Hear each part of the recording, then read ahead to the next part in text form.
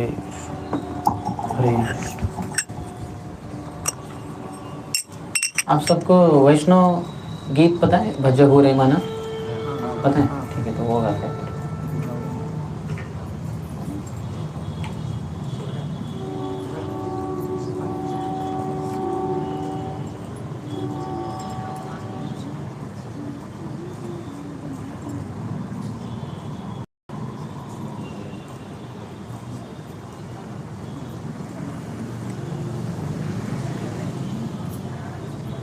हरे कृष्ण।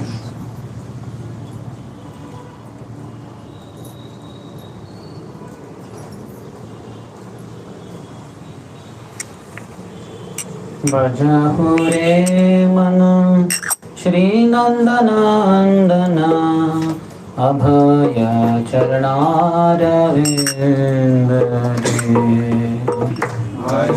रे मन श्री नंदनंदन अभय दुर्लभ मानव जन्म संगे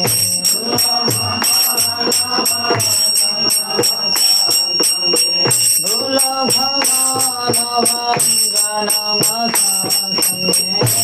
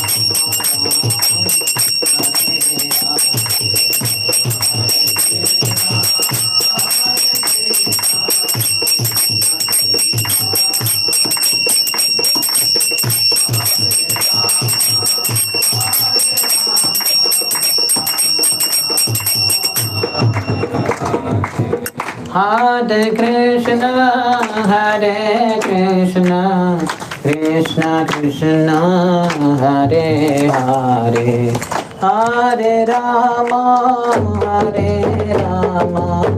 Rama Rama, Hare Hare, Hare Krishna,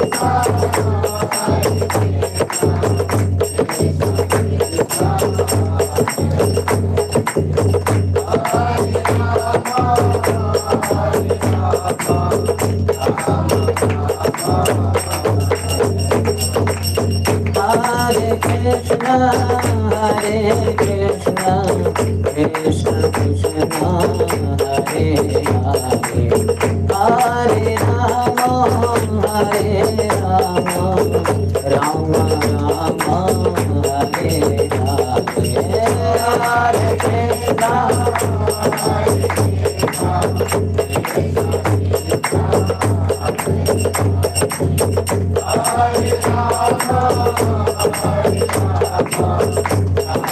Krishna.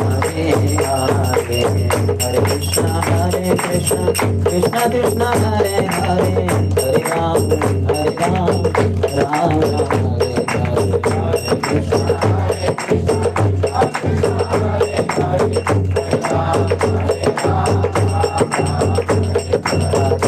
Krishna, Hare Krishna, Krishna Krishna Hare Hare, Hare Ram, Ram Ram, Hare Hare, Hare Krishna. Hare Krishna, Krishna Krishna, Hare Hare, Hare Ram, Ram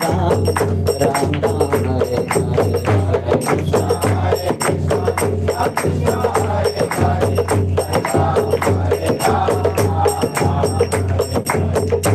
Hare Krishna, Krishna Krishna, Hare Hare, Hare Ram, Ram Ram, Hare Hare, Hare Krishna.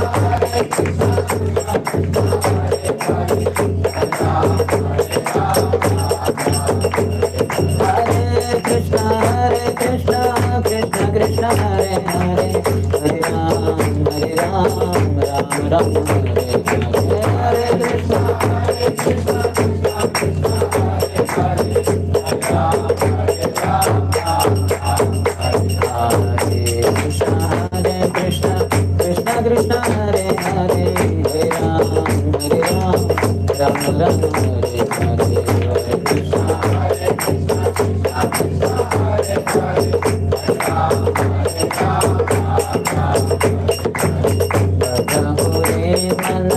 Shri Nanda Nandana, Abhaya Charanana,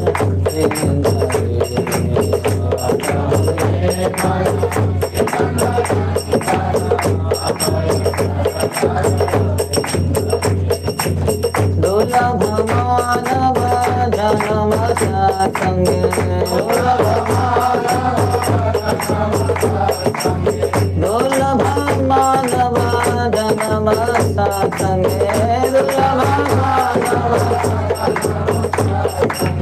Tara hoye bhava sindhu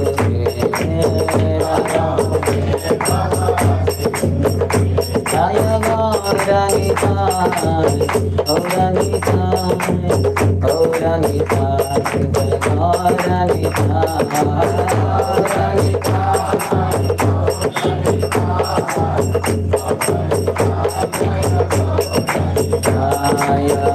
Prabhupada Prabhupada जय प्रभुपाद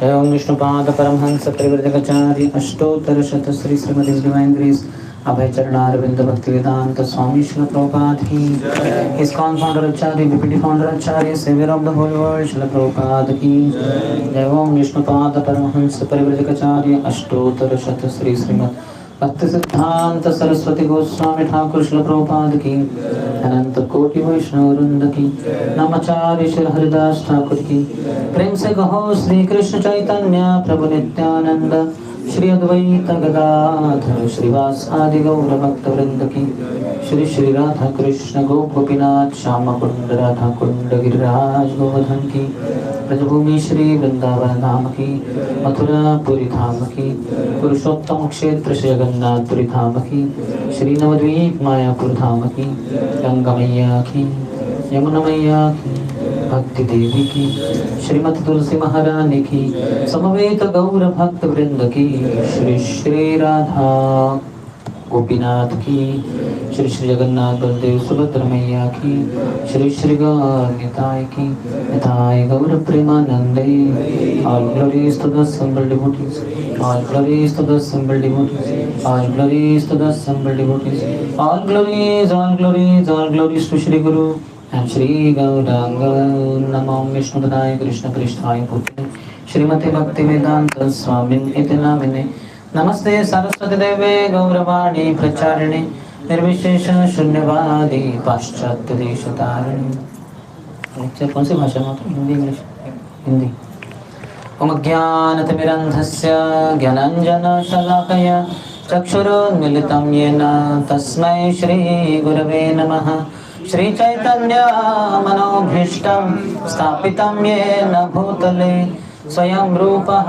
कदा मह्यं ददाति स्वपदान्तिकं वन्देऽहं श्रीगुरुः श्रीयुतपदकमलं श्रीगुरुं वैष्णवांश्च श्रीरूपं साग्रजातं सहगणा रघुनाथान्वितं तं सजीवं साद्वैतं सावधूतं परिजनसहितं कृष्णचैतन्यदेवं श्रीराधा कृष्णपादान् सहगणा ललिता श्रीविशाखान्वितांश्च वाञ्छाकल्पतरुभ्यश्च कृपा सिन्धुभ्य एव च पतितानां पावनेभ्यो वैष्णवेभ्यो नमो नमः। जय श्री कृष्ण चैतन्य प्रभु नित्यानंद श्री अद्वैत गदाधर श्रीवासादि गौर भक्त वृंद हरे कृष्णा कृष्णा कृष्णा हरे हरे हरे राम राम राम हरे हरे।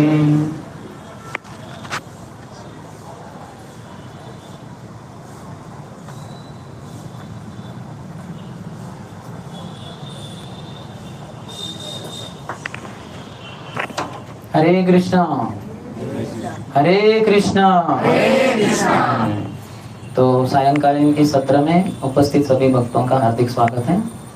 हम चर्चा करने जा रहे हैं जिस विषय के बारे में, वो है कि कैसे हम भक्ति के मार्ग में और गहराई में प्रवेश करें। तो सर्वप्रथम मैं श्रीमान तुकाराम प्रभु और श्रीमान जगत पुरुष गुरु, इनका बहुत आभारी हूँ जिन्होंने इतने प्रेम से हमें यहाँ बुलाए जटनी इस्कॉन सेंटर में। तो पहले है कि भक्ति में कैसे गहराई में जाएं, और दूसरा विषय उसी में है कि दूसरों को भी प्रचार करें। तो अर्थात प्रचार तभी होगा जब हम खुद ही भक्ति में सरोवर हुए हैं, यानी पूरी तरह से मग्न हुए हैं। प्रचार का और कोई अर्थ नहीं, लेकिन दूसरा अर्थ है कि ओवरफ्लो, यानी जैसे ग्लास से तो है या कोई भी बर्तन है, उसमें पानी भरते जाएंगे, एक समय आएगा उसका क्षमता हो गया, अभी जो पानी डाल रहे वो बाहर गिर जाएगा।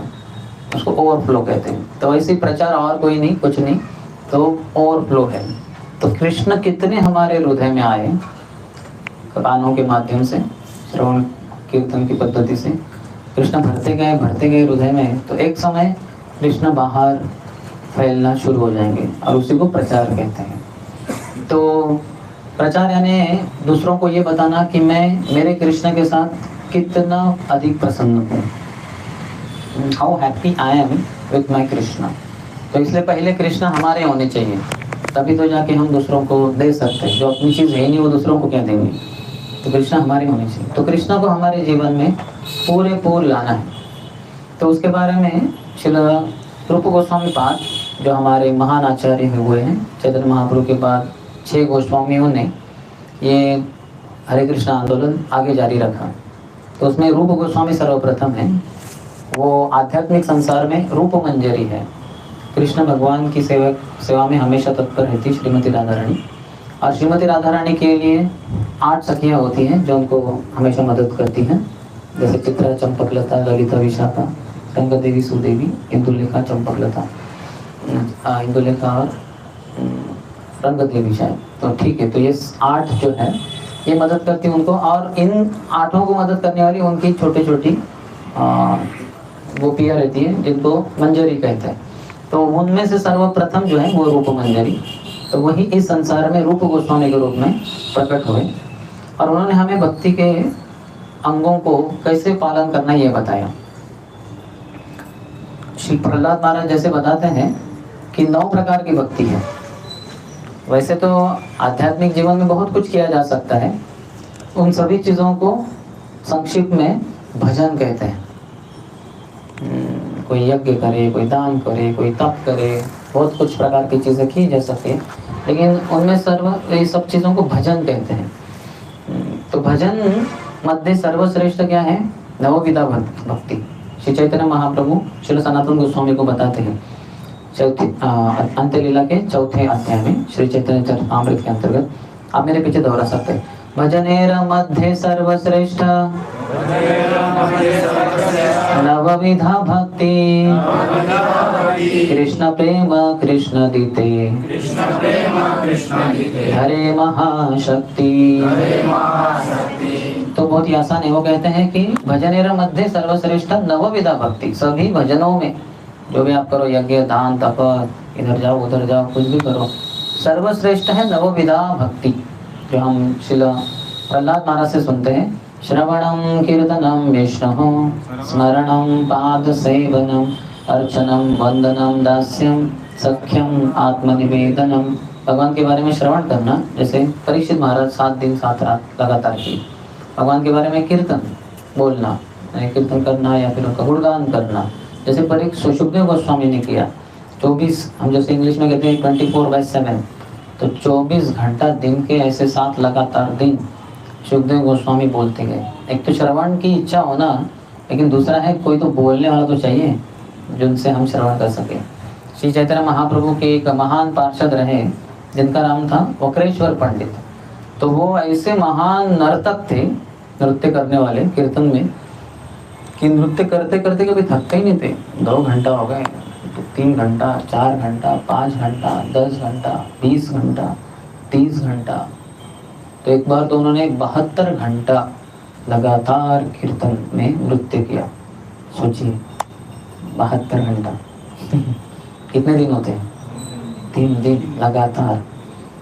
तो अभी ये नृत्य करने वाले के लिए कोई कीर्तन करने वाला तो होना चाहिए। कौन करेगा कीर्तन 3 दिन 3 रात लगातार? हम में से जो भी कोई है जो कीर्तन करने में बहुत रुचि रखते हैं, 3 घंटा अकेले कीर्तन करना भी हम थक जाएंगे। 3 दिन तो बहुत दूर की बात। तो श्री चैतन्य महाप्रभु ही कीर्तन को लीड किए। हरे कृष्णा कृष्ण कृष्ण हरे हरे, हरे राम राम राम हरे हरे। क्योंकि भक्त अपने भक्ति के बड़े सेवक होते हैं। क्योंकि भक्ति जो है भक्तों में ये श्रीमती राधा रानी का ही प्रतीक है। जैसे हम जीवात्मा के रूप में भगवान कृष्ण के अंश हैं, हमारे अंदर जो भक्ति है वो श्रीमती राधा रानी का अंश है। तो इसलिए भगवान हमारी भक्ति से इतने प्रसन्न और आकर्षित होते हैं। तो चैतन्य महाप्रभु ने लगातार 72 घंटा वो कीर्तन लीड किए। तो श्रवणम कीर्तनम विष्णु स्मरणम, भगवान का स्मरण करना। हम तो सामान्य स्थिति में शायद स्मरण कर पाए, लेकिन दुख आए तो दुख से इतने भर जाते हैं हम कि भगवान को ही भूल जाते हैं। तो प्रहलाद महाराज भगवान के इतने महान भक्त, वो कभी भी स्मरणम यानी भगवान को कभी भूले नहीं। कितनी आपदाएं आई उनके जीवन में, उनको पागल हाथियों के पैरों के नीचे तोड़वाया गया, उनको अग्नि में डाला गया, उनको समुद्र में फेंके गए, खाई में फेंके गए। कुछ भी क्यों ना हो जाए, वो कभी भी भगवान को भूले नहीं। ऐसे कहते हैं कि सभी जो हमारे भक्ति है और प्रक्रिया है, इसका एक ही रूल है, गोल्डन रूल, स्मर्तव्यम सततम विष्णु विस्मर्तव्यम न चातुचित सर्वविधि निषेधास्युर एतयोर एव किंकरः।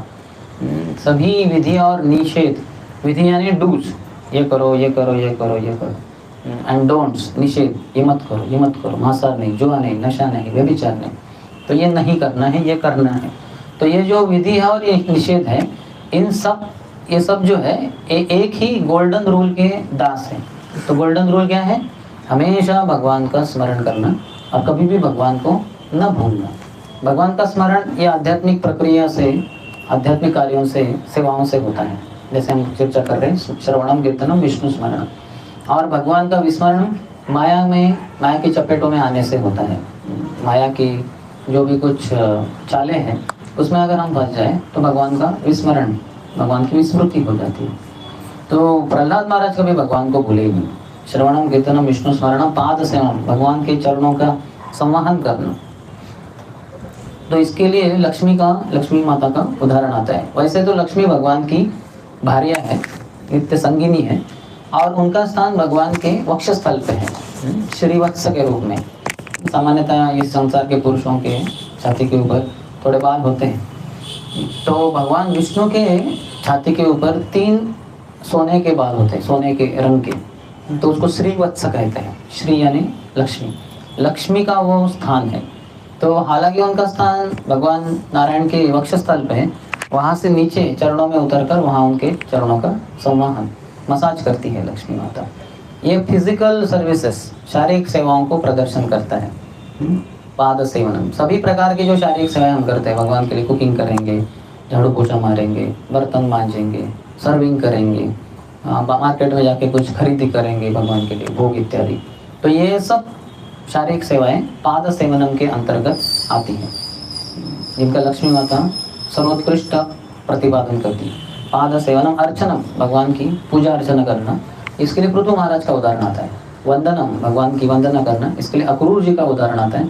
सुबह जो निकले थे सूर्योदय के साथ मथुरा से कृष्ण बलराम को बुलाने के लिए, तो वृंदावन जो सिर्फ 15 किलोमीटर की दूरी पे है, वो पहुँचते पहुँचते उनको सूर्यास्त हो गया। 15 किलोमीटर हम चल के भी जाएंगे तो 4 घंटे में पहुँच जाएंगे। और ये रथ के ऊपर जिसमें बहुत तेजी से दौड़ने वाले घोड़े लगे हुए, सूर्योदय से निकले सूर्यास्त को पहुँच गए। क्यों इतना समय लगा? क्योंकि रास्ते में जहाँ जहाँ भगवान के चरण चिन्ह दिखे व्रजरज में, तो वहाँ तुरंत वो गिरकर वंदन किए। तो ऐसे कितने वंदन किए होंगे, मतलब कितने नमस्कार किए होंगे। अर्चनम वंदनम दास्यम, दास के रूप में जैसे हनुमान जी ने सेवा की, सख्यम मित्र के रूप में जैसे अर्जुन जी ने सेवा की, और आत्मनिवेदनम, भगवान को सब कुछ अर्पण कर दिया, बलि महाराज ने जैसे कर दिया। तो भजन मध्य सर्वश्रेष्ठ नवविधा भक्ति, ये सभी भजन में सर्वश्रेष्ठ नवविधा भक्ति है। तो इसको हमें करना है, जितना अधिक करेंगे भक्ति में सुदृढ़ हो जाएंगे। और आगे कहते हैं इसकी 2 शक्तियां हैं, 9 में से 9 आप सेवाएं करो, ये जो भजन ये भक्ति है, या फिर 8 करो, 7 करो, 6 करो, 5 करो, 4 करो, 3 करो, 2 करो, या कोई भी एक करो चलेगा। तो इसके द्वारा 2 चीजें हमें प्राप्त होती है। कृष्ण प्रेम कृष्ण दीते धरे महाशक्ति, बड़ी शक्ति है इसमें। वो क्या है? कृष्ण प्रेम हमें प्रदान करेगी कोई भी श्रवण, कोई भी पद्धति नविदा भक्ति में से। और दूसरा, कृष्ण ही हमें प्राप्त होंगे। तो कृष्ण प्रेम यानी श्रीमती राधारानी हमें प्राप्त होगी। कृष्ण प्रेममयी राधा, राधा प्रेममयो कृष्ण, या हरि ही। तो जीव गोस्वामी ने जो गीत लिखा है कि राधा के प्रेम से भरे हैं कृष्ण, और कृष्ण के प्रेम से भरी है श्रीमती राधारानी। जैसे इस संसार की जो भौतिक प्रकृति है दुर्गा, ये गुणों से भरी है, दैवी ही ऐसा गुणमयी, ये गुणों से भरी हुई है, यानी गुणों से, सत्वगुण रजोगुण तमोगुण से। तो वही राधा रानी कृष्ण प्रेम से भरी हुई है। तो कृष्ण प्रेम प्राप्त होना यानी श्रीमती राधा रानी प्राप्त होना, तो हमें कृष्ण प्रेम राधा रानी के रूप में प्राप्त होगा और कृष्ण स्वयं भी प्राप्त होंगे। तो ये नवविधा भक्ति है। आगे कहते हैं चैतन्य महाप्रभु, तार मध्ये सर्वश्रेष्ठ नाम संकीर्तन, निरपराध नाम लैले पावे प्रेम धन। ये नौ में भी सर्वश्रेष्ठ क्या है? कीर्तन। हरे कृष्ण कृष्ण कृष्ण हरे हरे, हरे राम राम राम हरे हरे। तो कीर्तन अधिकाधिक करना चाहिए।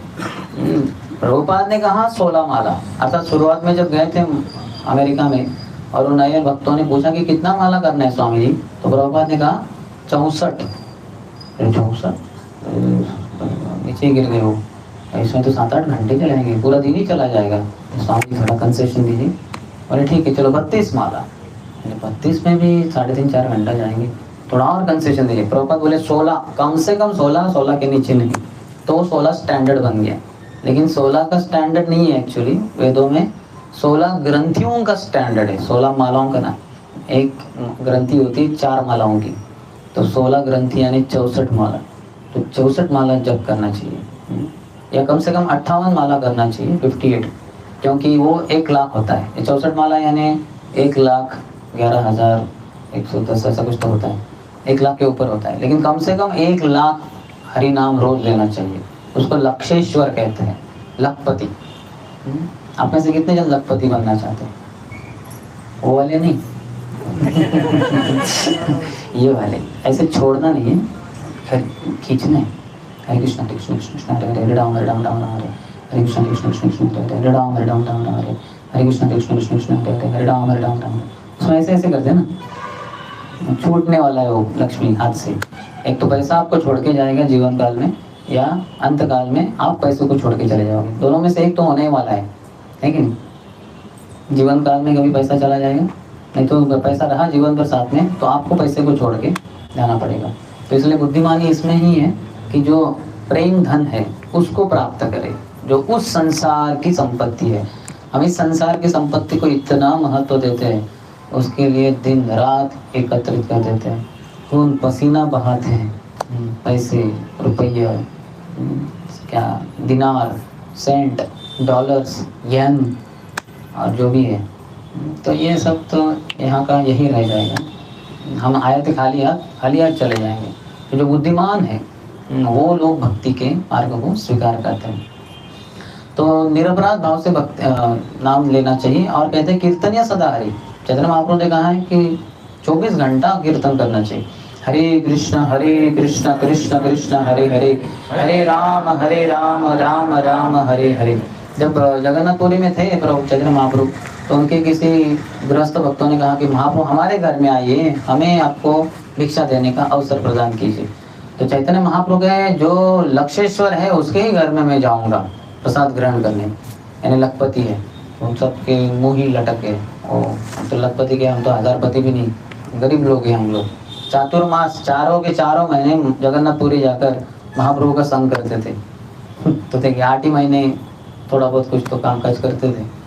तो इतने पैसे नहीं थे उनके पास। तो सब महाप्रभु के इस विचार को सुनकर कि वो लक्षेश्वर के घर में जाएंगे, थोड़े निराश हो गए अंदर ही अंदर। तो महाप्रभु ने कहा अरे आप समझे नहीं, लक्षेश्वर का अर्थ है जो रोज 1 लाख हरि नाम ले, उसके घर में जाऊंगा। तो सब बोले हरि बोल, क्योंकि वो सब रोज 1 लाख हरि नाम लेते थे, यानी 58 राउंड्स। तो देखिए ये हमारा लक्ष्य होना चाहिए। अर्थात कीर्तन सदा हरि 24 घंटा सततम कीर्तयन्तो माम यतन्तश्च दृढव्रतः नमस्यन्तश्च मां भक्त्या नित्ययुक्ता उपासते। कृष्ण भी भगवद्गीता में कहते हैं सततम कीर्तयन्तो माम, मेरे भक्त हमेशा मेरा कीर्तन करते रहते। यतन्तश्च दृढव्रतः, और बहुत दृढ़ता से प्रयास करते हैं भक्ति में आगे बढ़ने के लिए। नमस्यन्तश्च मां भक्त्या, मुझे नमस्कार करते हैं। नित्य युक्ता उपासते, ऐसे मेरे सेवा में नित्य मग्न रहते हैं। तो बहुत जगहों पे भगवान ने कहा है सततम सततम करके। तो इसलिए 24 घंटा नहीं तो 64 माला करें, 64 माला नहीं तो 58 माला करें, नहीं तो फिर कम से कम 16 गुड राउंड्स, 16 अच्छी माला है, यानी ध्यान पूर्वक जप करना, क्योंकि ये सर्वश्रेष्ठ है 9 विधाओं से। जैसे हमने पहले देखा, चैतन्य महाप्रभु खुद कह रहे हैं सभी भजनों में सर्वश्रेष्ठ है नवविधा भक्ति, नवविधा भक्ति में सर्वश्रेष्ठ है नाम संकीर्तन। तो इसलिए हरि नाम को बहुत ध्यान पूर्वक करना चाहिए। हमारी समस्या यही है कि हम सुनते नहीं ध्यान पूर्वक। जैसे प्रभुपाद ने एक रात को अपने पर्सनल सर्वेंट को कहा कि जाओ गिरिराज को बुलाओ। गिरिराज महाराज जब राजपुर में चले थे तब, तो गिरिराज महाराज सोए थे रूम में, मध्य रात्रि के 12 बजे थे, तो इन्होंने दरवाज़ा खटखटाया है, तो वो जागे क्या हुआ, मध्य रात्रि दरवाज़ा खोला, प्रभुपाद का सेवक, बोले क्या हुआ, अरे प्रभुपाद ने बोला है। प्रभुपाद ने बोला मध्य रात्रि में, ठीक है, 1 बज गए थे घर में, प्रभुपाद 1 बजे उठ के लिखान करते थे ट्रांसलेशन। तो गए प्रभुपाद के रूम में, नमस्कार किए, अष्टांग प्रणाम, उठकर खड़े बोले प्रभुपाद आपने मुझे बुलाया? बोले हाँ, क्या सेवा है? बोले मुझे आपसे एक प्रश्न पूछना है। मुझसे प्रश्न? मैं प्रभुपाद से प्रश्न पूछे कि प्रभुपाद मुझसे प्रश्न पूछे? बोले ठीक है प्रभुपाद, क्या प्रश्न है? कि इस्कॉन इस संस्था का ये कैसे फैलेगी, प्रचार प्रसार जोर से कैसे होगा? तो फिर इन्होंने कहा कि ध्यानपूर्वक नहीं, जप करने से। प्रभुपाद कहे नहीं, पुस्तक वितरण करने से नहीं, ये करने से नहीं, वो करने से नहीं, जो भी बोला सब प्रभुपाद ने आए बोला। फिर प्रभुपाद ने खुद ही बताया कैसे इस्कॉन संस्था फैलेगी, बाय ऑर्गेनाइजेशन एंड इंटेलिजेंस, बहुत अच्छे से व्यवस्थापन करके और बुद्धि से काम लेकर। जैसे आज दोपहर को हम एक चर्चा कर रहे थे एक भक्त से, कैसे जब एक कार्यक्रम होता है मैनेजमेंट, तो उसमें जो आइडियल लीडर है, आदर्श लीडर होता है, नेता होता है, तो उसको 6 चीज़ें एकदम स्पष्ट होती है और वो 6 चीज़ें वो दूसरों को स्पष्ट कर देता है। कौन सी 6 चीज़ें? Who, when, what, where, why, how. कौन करेगा सेवा अलग अलग, कैसे करेगा, कहाँ करेगा, क्यों करेगा, कब करेगा, और एक बचा हु, व्हेन, व्हाट, क्या करेगा। तो ये बहुत स्पष्ट होना चाहिए, स्पष्ट ही नहीं होता। कौन करेगा? प्रभु जी मैंने सोचा आप करेंगे सेवा। अरे प्रभु जी मुझे लगा आप करेंगे सेवा। अब किसी ने सेवा ही नहीं की, इन्होंने सोचा ये करेंगे, ये नहीं सोचा ये करेंगे, और ऊपर वाला देख रहा है क्या कर रहे हैं इस्कॉन वाले, कुछ नहीं कर रहे। इन्होंने ये इस्कॉन वाला सोचा कि वो इस्कॉन वाला करेगा, वो इस्कॉन वाला सोचे ये होना, तो इस कान से उस कान, यही तो है इस्कॉन इसलिए बीच में नहीं है मुस्कान तो ऐसा नहीं होना चाहिए। तो इस कान से सुना तो ध्यान पूर्वक, गुरु मुख पद्म वाक्य चित्ते ते कोरी आय्य आर न कोरी हो मनी आशा। तो हम ध्यान पूर्वक जप नहीं करते, इसलिए हमारे व्यवस्थापन में बड़ी समस्या हो जाती है, और इसलिए प्रचार या संस्था का विकास ठीक से नहीं होता।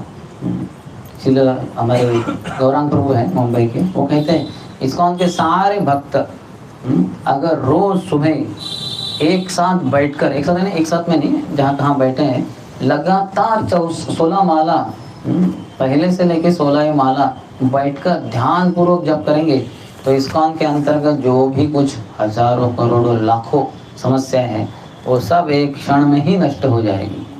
हरि बोल। तो हम सबको करना है हरि बोल, तो ठीक है लेकिन जब में बोलते हैं हरि बोल, खतरनाक है ये हरि नाम, तो वो नहीं करना है, ध्यान पूर्वक जप करें। तो प्रभुपाद ने कितने सारे जगह पे बताया है, एक जगह पे बताया कि हमारी जो प्रगति है 99% जप के ऊपर ही आधारित है। इतना ध्यान से स्पष्ट उच्चार और ध्यान पूर्वक श्रवण करना। अब प्रभुपाद कहते हैं 3 चीजें इसमें सम्मिलित हैं, ऊपर का ओठ, नीचे का ओठ और जीवा। अभी आप सब ओठ बंद कीजिए, अभी जीवा से जप कीजिए, ओठ हिलाने का नहीं, कीजिए जब जोर से, थोड़ा और जोर से, मुझे सुनाई नहीं दे रहा है, देखिए संभव ही नहीं। अभी आपको जीवा हिलानी नहीं है और ओठों से जप करना है, सिर्फ ओठों से कीजिए, थोड़ा जोर, सुनाई नहीं दे रहा है प्रभु माता है, जोर जोर से, देखिए नहीं संभव ही नहीं। तो तीनों का पूरा सक्रियता से भाग होना चाहिए, ऊपर का ओठ, नीचे का ओठ और जीवा। हमारा क्या हिलता ही नहीं जाता, तो हिलाना चाहिए, नहीं तो हिल जाएंगे हम माया के द्वारा। तो प्रभुपाद ने कहा है कि 99% दिन कि हमारा जो प्रगति है जप के ऊपर आधारित है, तो 99% दिन की शक्ति जप में लगनी चाहिए। जैसे अभी जो इन्होंने मृदंग बजाया इतना दमदार, और अंदर भी बहुत अच्छे से कीर्तन किया गौर आरती में वगैरह, तो इसमें कुछ प्रतिशत तो शक्ति लगी होगी। या फिर ये सामान वगैरह इधर रखना, यहाँ शायद तुलसी महारानी रखना, इसमें भी कुछ शक्ति लगती है, शारीरिक शक्ति इत्यादि। तो दिन में जितना भी हम शक्ति इस्तेमाल करते हैं उसमें से 99% शक्ति सुबह के 16 अच्छे माला करने में लगनी चाहिए। उतना अगर हम प्रयत्नशील रहे सुबह कि जब में 99% अपना शक्ति डाले, तो दिन में सिर्फ 1% ही शक्ति डालनी पड़ेगी। लेकिन उल्टा हो जाता है काफ़ी बार, हम सुबह सिर्फ 1% शक्ति डालते हैं जब में, साथ में कुछ किताब पढ़ेंगे, हरे कृष्ण हरे राम अच्छा, ये सभी पॉइंट है, पढ़ाई नहीं कभी। फिर इधर सिर्फ 1% शक्ति, फिर दिन में 99% शक्ति व्यस्त हो जाएगी, क्योंकि ध्यान पूर्वक जप नहीं करें। तो जप सबसे महत्वपूर्ण है। हरिनाम संकीर्तन, तारा मध्य सर्वश्रेष्ठ नाम संकीर्तन, निरपराध नाम ले ले पापी प्रेम, निरपराध भावना से। तो भक्ति में प्रगति करना है, गहराई में जाना है, तो भक्तों को सम्मान देना आना चाहिए।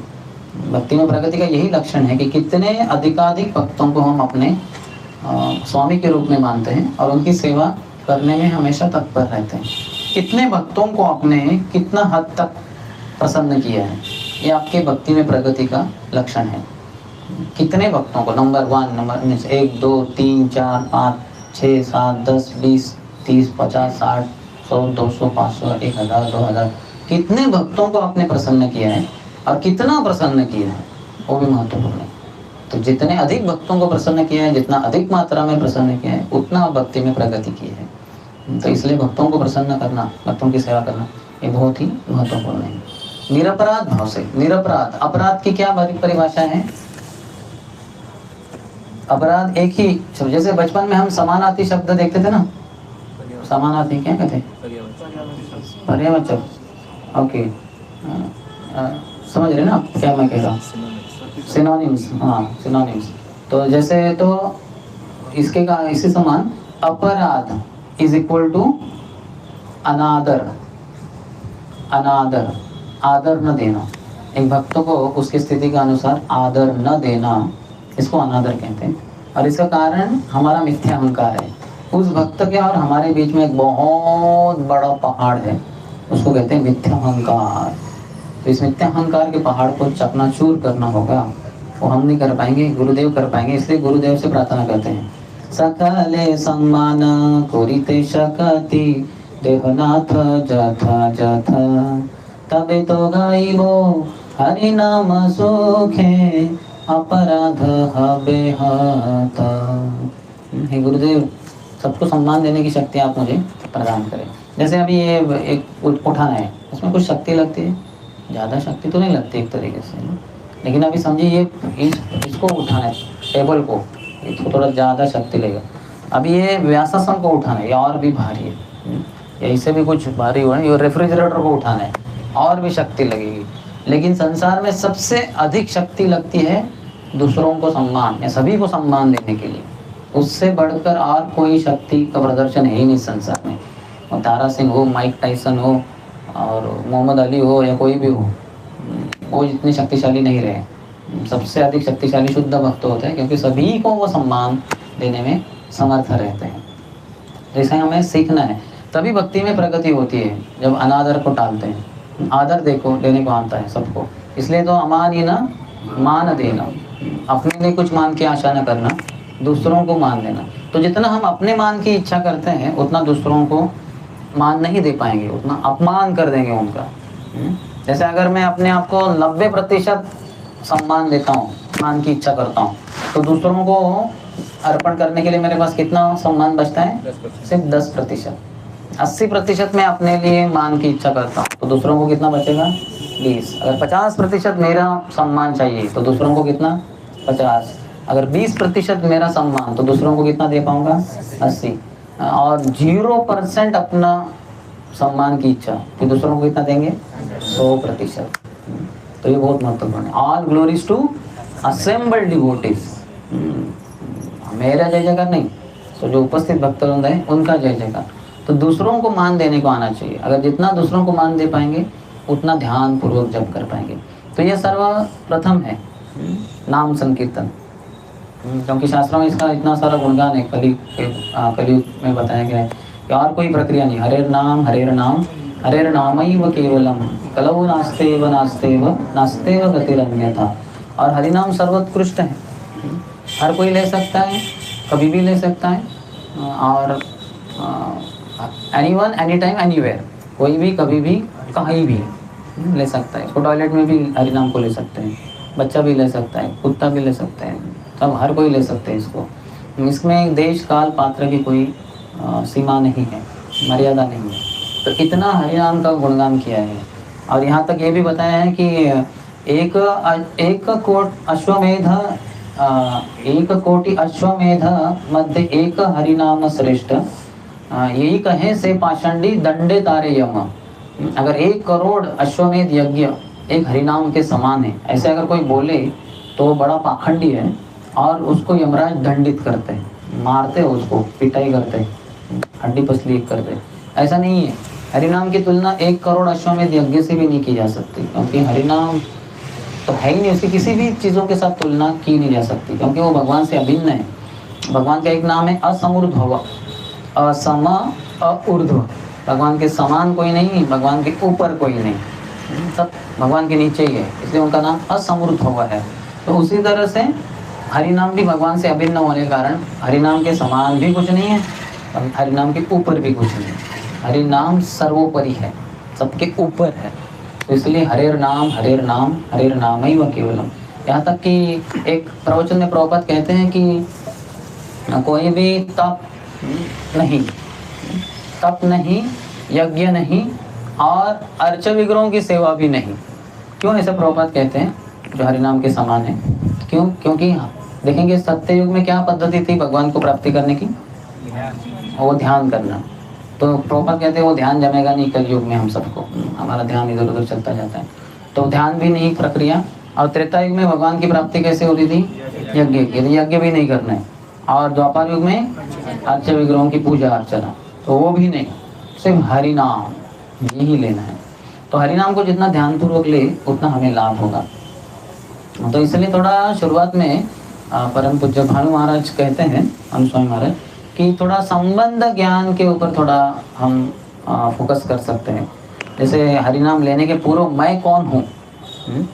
तो मैं कृष्णदास हूँ, जीव कृष्णदास, यही विश्वास कर ले तो और दुख नहीं। जीवेर स्वरूप है कृष्ण नित्य दास, मैं कृष्ण का दास हूँ और कृष्ण के साथ मेरा सनातन संबंध है। कृष्ण वो जो पूर्ण पुरुषोत्तम भगवान है, और उनका और मेरा जो संबंध है वो भक्ति से है। और भक्ति 9 प्रकार से होती है। 9 में सर्वश्रेष्ठ हरिनाम संकीर्तन है, जो अभी मैं करने जा रहा हूँ। नाम जप करना शुरू करने के पूर्व ये ध्यान में रखना है क्या है। जैसे जीपीएस होता है ना, आप कहाँ पे है, उड़ीसा स्टेट में है तो उसमें भुवनेश्वर सिटी में, उसमें जटनी एरिया में, उधर भी कौन सा जो भी है पुलिस थाने के बाजू में। तो उसी तरह से मैं कौन हूँ ये पहले प्रस्तावित करना है। मैं शरीर नहीं, मैं आत्मा नहीं, मैं गृहस्थ नहीं, मैं पति नहीं, मैं पत्नी नहीं, कुछ नहीं। जीवेर स्वरूप है कृष्ण नित्यदास। आध्यात्मिक स्थिति में अपने आप को स्थित करना है, और फिर भगवान के साथ मेरा घनिष्ठ संबंध हरिनाम के द्वारा ही जुड़ता है। और हरिनाम में लेने जा रहा हूँ, तो बस इसके अलावा और कुछ सोचना नहीं। ये सोचकर अगर हरिनाम करे संबंध ज्ञान के साथ, तो फिर हरिनाम बहुत अच्छे से होगा। नहीं तो हम ऐसे ही बैठते तुरंत, जैसे हो गए 5:30 वगैरह, अंदर माला में हाथ डालते, हरे कृष्ण कृष्ण कृष्ण कृष्ण हरे हरे राम राम राम राम हरे हरे। फिर अपने जो विचार थे हैं कि मैं ये सेंटर चलाता हूँ, या फिर मेरा ये सेवा है, कुकिंग करना है, आज एकादशी है तो एकादशी का वगैरह किधर है, ऐसे कुछ तो विचार, अलग अलग विचार आएंगे। तो हम अपनी जो उपाधि है इस संसार की, उसको पकड़ के चलेंगे तो शुद्ध हरिनाम नहीं आ पाएगा। इसलिए भागवतम श्री रूप गोस्वामी कहते हैं, सर्व उपाधि विनिर्मुक्तम तत्परत्वेन निर्मलम। निर्मल तभी होंगे हम जब उपाधियों को छोड़ देंगे। उपाधियाँ ये गंदगी है हमारे जीवन में, और जैसे डाल लेते हैं अपने संसार में, अपने जीवन में, अपने मन में, तो सब गंदा हो जाता है। तो उपाधियों को छोड़ देना है। सर्वोपाधि विनिर्मुक्तम तत्परत्वेन निर्मलम, फिर हम शुद्ध निर्मल, कोई भी मल नहीं है, उपाधि ही मल है। मैं ये हूँ, मैं वो हूँ, I am creator, I am enjoyer, I am proprietor, I am law maker. अर तो अर इज ह्यूमन। हम ये गलती करते हैं हर जगह पे, अर creator, proprietor, enjoyer, law maker, तो अर नहीं करना है, मिस्टेक नहीं करना है। यही मिस्टेक है कि हम अहंकार के कारण सोचते हैं मैं ये हूँ, मैं वो हूँ, और एक ही चीज़ नहीं सोचते कि मैं कृष्ण दास हूँ। और यही एक प्लेटफॉर्म है, स्तर है, जिसके ऊपर हरि नाम ध्यान पूर्वक हो सकता है। हरे कृष्ण कृष्ण कृष्ण हरे हरे, हरे राम राम राम हरे हरे। श्री भक्तिविनोद ठाकुर कहते हैं, जब कृष्णदास यही विश्वास कर ले तो आर दुख नहीं। अगर जीव ये विश्वास कर ले कि मैं कृष्णदास हूँ, ये विश्वास कर ले तो आर दुख नहीं, तो कोई भी दुख नहीं, ये तो दुख ही दुख है। तो इसलिए कृष्णदास की अपनी जो स्थिति है उसके ऊपर स्थित होकर ही हरि नाम लेना चाहिए। सर्वोपाधि विनिर्मुक्तम तत्परत्वेन निर्मलम ऋषिकेन ऋषिकेश। जब ऐसे सेंसेस निर्मल हो जाते हैं तब भगवान का नाम लिया जा सकता है। जैसे समझे हमारे जीवा के ऊपर हमने सेलो टेप या इलेक्ट्रिक टेप लगा दिया, और आपके मुंह में किसी ने गुलाब जामुन डाल, आप देख रहे गुलाब जामुन डाल रहे हैं आपके मुंह में, हाँ गुलाब जामुन, आपके जीवा पे क्या, आपको समझ में नहीं आ रहा, क्यों? सेलो टेप लगाया है, समझ रहे ना, जीवा के ऊपर सेलो टेप है, इलेक्ट्रिक टेप लगा दिया। आपने गुलाब जामुन तो अंदर डाला ना, अंदर कुछ है भी गोल गोल, क्या प्रॉब्लम, क्या प्रॉब्लम है? आपने जीवा के ऊपर जो टेस्ट बर्ड्स है उसको ढक दिया पूरा, वो सेलो टेप इलेक्ट्रिक टेप से, तो उसको मुक्त करना है उससे। तो ऋषि के न, भगवान ऋषिकेश की जो सेवा है वो ऋषिक यानी अपने इंद्रियों के द्वारा, यानी शुद्ध निर्मल इंद्रियों के द्वारा होती है, इसलिए अपने उपाधियों से मुक्त होना चाहिए। ऋषिकेन ऋषिकेश सेवनम भक्ति उच्यते, उसको भक्ति कहते हैं, यानी शुद्ध भक्ति कहते हैं। अन्यथा फिर वो मिक्स डिवोशन यानी मिश्रित भक्ति हो जाती है, फिर उसमें समस्या आ जाती है। तो ध्यान पूर्वक जब, ये सबसे महत्वपूर्ण भक्ति का अंग है। चैतन्य महाप्रभु जब भी किसी को मिलते थे नवद्वीप में तो दो ही उपदेश देते थे। एक तो था कि हमेशा कृष्ण का नाम लीजिए, दूसरा एक ही प्रिंसिपल है लेकिन थोड़ा दो अलग तरीके से बोलते हैं। कभी किसी को बोलते थे कि हमेशा कृष्ण का नाम लो और भक्तों का अपराध मत करो, एक तो ऐसे, नहीं तो फिर बोलते थे हमेशा कृष्ण का नाम लो और भक्तों की सेवा करो।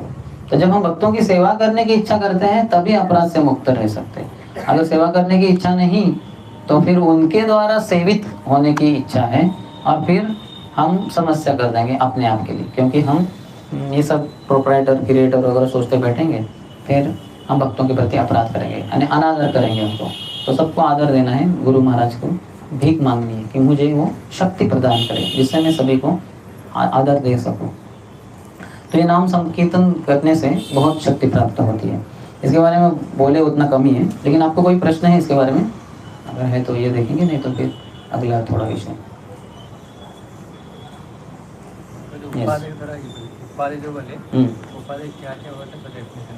उपाधि वही कि मैं ये हूँ, मैं वो हूँ, डेजिग्नेशन इंग्लिश में है ना, मैं पति हूँ इस घर का, और फिर मैं ऑफिस में बॉस हूँ या ऑफिस में दास हूँ, या फिर मैं ये 2 बच्चों का पिता हूँ। ये सब उपाधि है, ये हमारी शाश्वत स्थिति है ही नहीं। ये तो हमारे इस संसार में कुछ उपाधि दी गए हैं, कुछ डेजिग्नेशन, आप ये है वो है। मैं भारतीय हूँ, मैं जो भी हूँ उड़ीसा वाला हूँ, या फिर ये हूँ वो हूँ, हम ये सब है ही नहीं। ये सब शारीरिक उपाधि है, मानसिक उपाधि है, बौद्धिक उपाधि है, या अहंकार के स्तर पे उपाधि है। आत्मा की उपाधि है ही नहीं। आत्मा की एक ही उपाधि है, जीवेर स्वरूप है कृष्ण नित्य दास। वो भूलकर हम ये सब उपाधियाँ धारण करते हैं। मैं गोरा हूँ, मैं ऊंचा हूँ, मैं पतला हूँ या मोटा हूँ, ये सब हम है ही नहीं, हम शरीर है ही नहीं।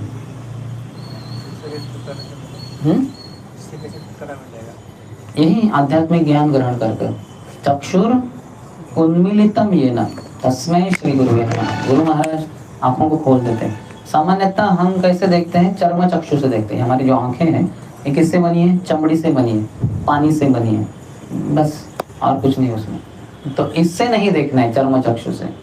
जो भौतिकवादी लोग होते हैं वो चर्म चक्षु से देखते हैं, जो अध्यात्मवादी हैं या गुरु के शरण ग्रहण किए वो ज्ञान चक्षु से या शास्त्र चक्षु से देखते हैं संसार को। जैसे अभी समझिए अपना तो सेंटर बहुत सिंपल है, लेकिन कोई यहाँ बहुत आलीशान बिल्डिंग है या महल जैसा है कोई, तो तुरंत लोग देख के क्या सुंदर है ऐसे, और हम देखेंगे तो क्या बोलेंगे, भूमिरापो नलो वायु खम मनो बुद्धिरेव च। ये किससे बनाए? पृथ्वी आप वायु तेज, ऐसे कुछ 4-5 घटकों से बनाए। वो ईंटें है उसमें, वो क्या है, पृथ्वी है, और उसमें थोड़ा पानी डाला मिट्टी में और उसको बेकिंग किया भट्टी में, तो ईंट बन गया। तो पृथ्वी आप वायु और पृथ्वी आप आओ क्या रहेगा, अग्नि, ये 3 प्रिंसिपल आ गए उसमें, वायु थोड़ा पकड़ लीजिए और उससे वो बिल्डिंग बने, उसमें क्या बड़ी बात है, उसमें कुछ ये नहीं। तो शास्त्र चक्षु ये बहुत महत्वपूर्ण है, और इसके ऊपर तीसरे क्या कहते हैं आंखें हैं। एक तो है चर्म चक्षु, उसके ऊपर है शास्त्र चक्षु, सबके ऊपर है प्रेमांजन छुरित चक्षु। प्रेमांजन छुरित चक्षु विलोचनेन संतः सदैव हृदयेषु विलोकयन्ति यं श्याम सुंदरमचिन्त्य गुणस्वरूपं गोविंदमादिपुरुषं तमहं भजामि।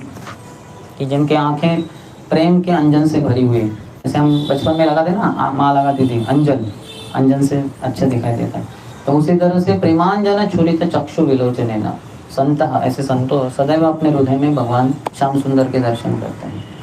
तो गुरु के आश्रय लेने से वो हमें चक्षुदान देते हैं। चक्षुदान दिलो जय जन्मे जन्मे प्रभु से, वो शास्त्र चक्षु, ज्ञान चक्षु, ये चक्षुदान देते हैं।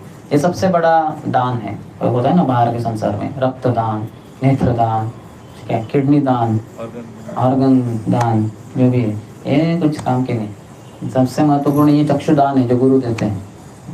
तो उसके द्वारा फिर हम इस संसार में उपाधियों के द्वारा नहीं रहते। ये और कोई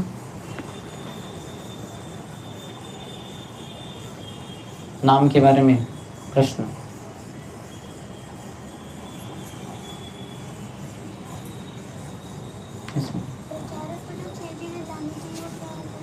प्रचारक को, अच्छा प्रचारक नहीं, एक तरीके से मैनेजर को या लीडर को, कि कौन करेगा सेवा, कहाँ करेगा, कैसे करेगा, क्यों करेगा, कब करेगा और क्या करेगा, कौन सी सेवा है, ये क्लियर। Who, when, what, where, why, how, यही तो हमारा सब इंग्लिश लैंग्वेज है ना। एक कोई भी प्रश्न आते हैं आपके एग्जाम पेपर में, क्या होता है, शुरुआत तक तो हु से होगा, हु वेंट देयर जो भी है, या फिर why he went there, how he went there, where he went, why he went, when he went. तो यही चीज़ें एकदम स्पष्ट होनी चाहिए अपने को, जो लीडर है वो, और दूसरों को स्पष्ट करना चाहिए। नहीं तो जैसे मैंने बताया, अरे प्रभु आप, मैंने सोचा आप करेंगे, अरे प्रभु मैंने सोचा आप करेंगे, बस आप करेंगे, कोई नहीं करेंगे, तो ऐसा नहीं होना चाहिए। ठीक, और कोई? ओके, तो दूसरा है कि सत्संग, ये भी बहुत महत्वपूर्ण है, साधुओं का संग। जैसे चैतन्य महाप्रभु क्या है कि साधु संग, नाम संकीर्तन, भागवत श्रवण, मथुरावास, श्रीमूर्तिरा, श्रद्धया सेवन, ये 5 भक्ति के अंग हैं। तो नवविधा भक्ति को श्रील रूप गोस्वामी ने 64 अंगों में प्रदान किया। अब में से कितने जनों ने भक्ति रसामृत सिंधु ग्रंथ पढ़ा है? हाथ ऊपर कीजिए। पहले 19 अध्याय कम से कम, पहले 19, 1, 2, 3, 4 ही भक्त पढ़ना चाहिए। ओके, आप में से कितने जनों ने जन्म मृत्यु से परे ग्रंथ पढ़ा है? छोटा सा पतला सा किताब है। Okay, perfect question, perfect answer. Laws of nature, और फिर कौन सा इसमें ही होना चाहिए, और देखिए तो सही, ये ग्रंथ पढ़ने चाहिए। उन्होंने इंट्रोडक्शन में बताया कि ये प्रभु ने सब ग्रंथ पढ़े, तो अभी मैं थोड़ा आपकी परीक्षा लेता हूँ, क्योंकि मैंने पढ़े तो मैं आपकी परीक्षा ले सकता हूँ, अधिकार बनता है।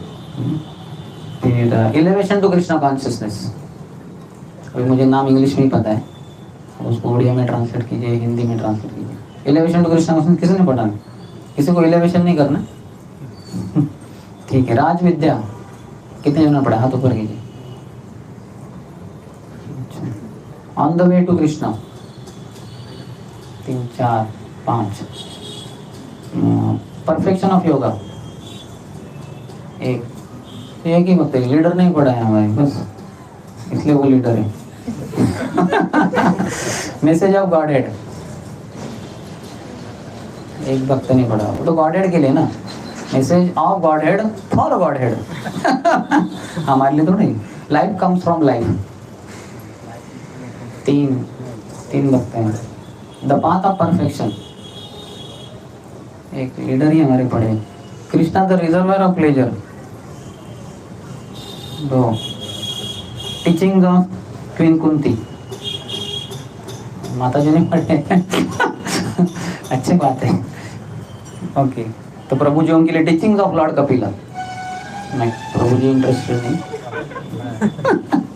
माता जी एटलीस्ट कुंती महारानी की। अच्छा होता कि द्रौपदी माता भी एक कोई तो ग्रंथ लिखती तो माता जी पढ़ती थी। ठीक है, no problem. Transcendental teaching of Prahlad Maharaj 4-5 वक्त हैं। फिर टॉप मोस्ट योगा सिस्टम कोई भी नहीं। अच्छा, एक लीडर ही हमारे लीडर है नीडर। फिर science of self realisation SSR अच्छे वक्त हैं। Easy journey to other planets 3-4 ही जनों को इजी जर्नी करनी, बाकी को डिफिकल्ट जर्नी करनी।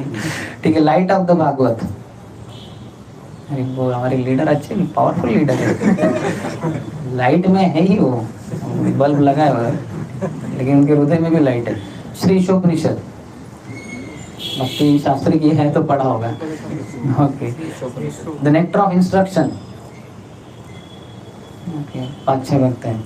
द नेक्टर ऑफ डिवोशन ये 19 अध्याय, पहले 19 अध्याय बस हमारे लीडर अकेले।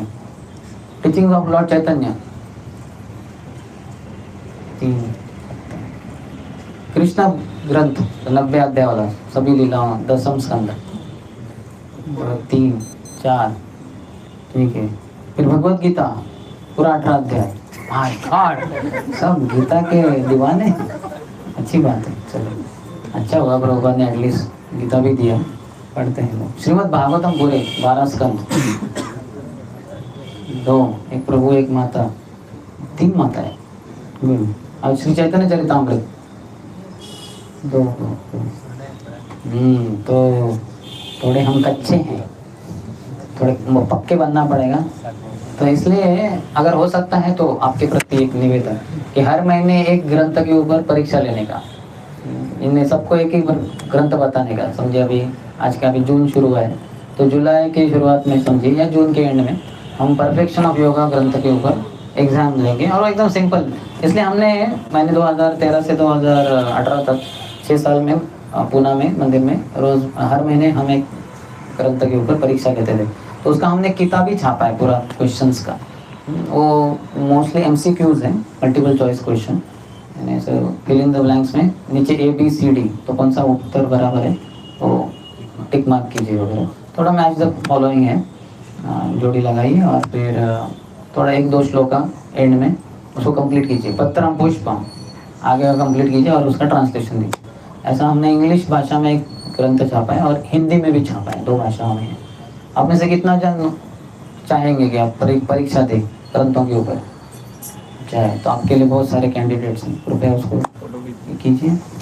तो फिर नहीं फोटो CCTV होगा, जरूरत नहीं है, परमात्मा ही हमारे CCTV है। तो कीजिए, फिर बहुत महत्वपूर्ण भक्ति में प्रगति होगी, क्योंकि शास्त्रों के द्वारा हमारी वो आंखें खुलती हैं। फिर संबंध ज्ञान अच्छा है तो अभिधेय जो भक्ति की प्रक्रिया है, और उसमें सर्वश्रेष्ठ प्रक्रिया कीर्तन की, नाम जप की है।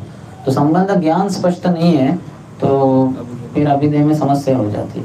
जैसे बिल्डिंग का फाउंडेशन अच्छा नहीं है और आप एकदम आप स्काईस्क्रैपर बिल्डिंग 50 मंजिल की बिल्डिंग मानने वाले और इसके बारे में कुछ सोचा ही नहीं ज़्यादा, फाउंडेशन ऐसा नहीं होता।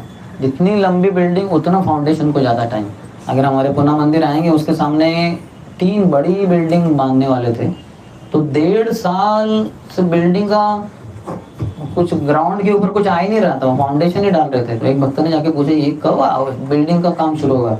बोले ये 21 मंजिल की बिल्डिंग होने वाले हैं तीनों, तो इसके नीचे का फाउंडेशन बहुत जबरदस्त होना चाहिए।